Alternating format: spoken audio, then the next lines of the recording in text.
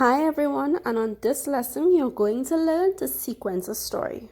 First thing, how do I teach my child to sequence? Simple. You can teach sequencing by using two-step events. Example, allow your child to put on their shoe. Ask them to try it. Teach your child that the order in which we complete steps is important when sequencing. And our story today is about Anansi and the talking watermelon. Early one morning, Anansi the spider awoke to the song of Possum hoeing his watermelon patch. Anansi peered down from the peach tree where he lived to watch Possum's slow progress.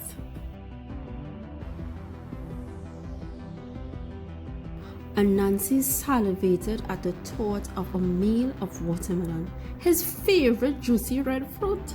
When Possum set his hoe aside at midday to take a nap, Anansi, he snuck down his tree for a snack. Now, while Possum snored, Anansi decided, I'm going to skim down this fine silkworm to the ripest watermelon in his garden. Could you guess what Anansi did next? I'm going to tell you.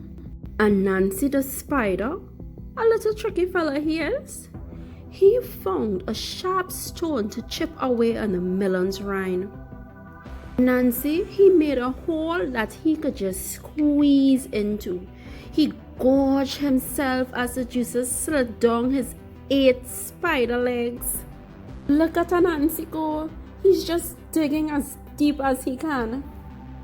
But wait, just when Anansi about had his fill, he heard Mr. Possum stir. Possum will punish me if I am discovered, Anansi said to himself. He waddled into the hole in the rind and one leg at a time, he tried to pull himself out.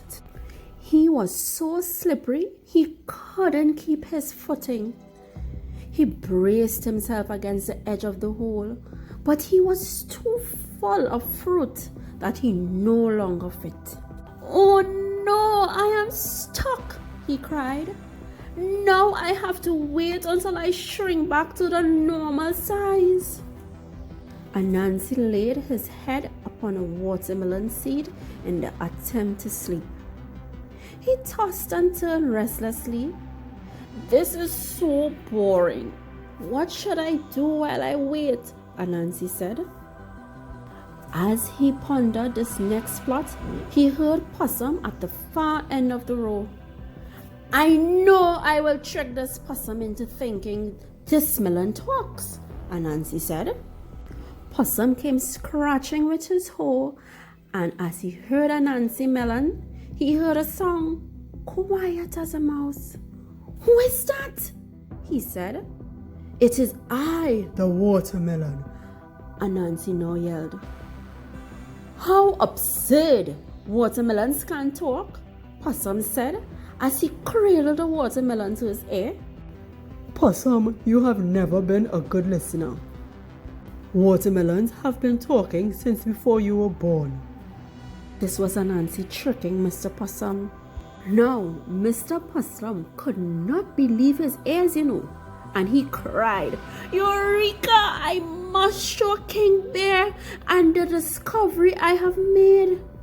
So, off he went, carrying the watermelon with Anansi bouncing to and fro inside it. He met Raccoon rolling in the dust beside the road. What's the hurry, Possum? Raccoon asked. I am bringing the King Bear a talking watermelon, Possum answered, very proud of himself. Now I have heard everything. Raccoon laughed. You haven't heard me talk, Anansi replied from inside the melon to Raccoon's smart remark. Ha! What?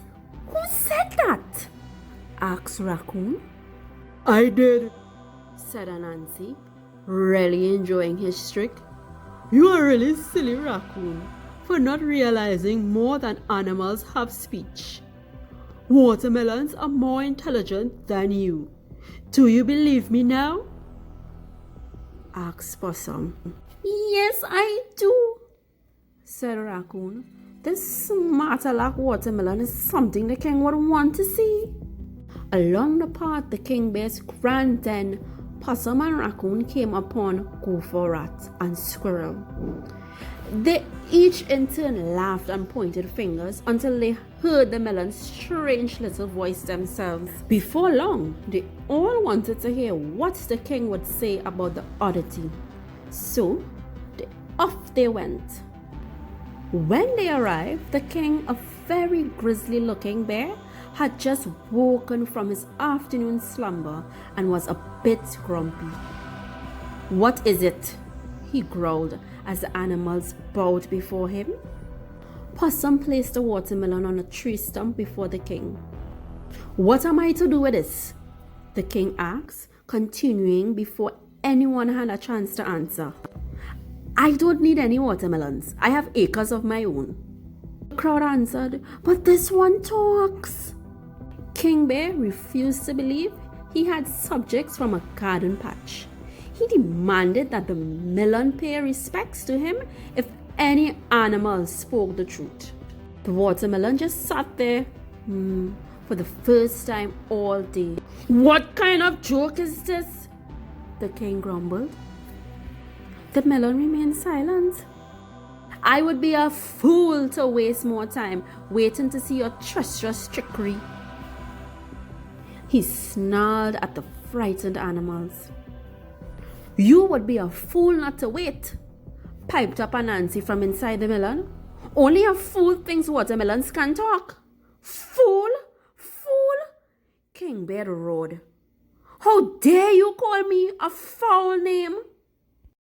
And with that, King Bear picked up the watermelon in his paws and chucked it as hard as far as he could. The melon flew through the air and landed with a crack and a thud, splitting wide open, and Nancy was free. He skittled as fast as he could back to the peach tree where his morning started. "What a great day!" Nancy rejoiced. "All of this fun has made me hungry again." He began nibbling at a large, ripe peach above Possum's patch. Possum returned later that day with a sour look on his face. He picked up his hoe and started digging furiously. "Melons," he cried. "Next year I will grow something else in this patch. You watermelons are nothing but trouble."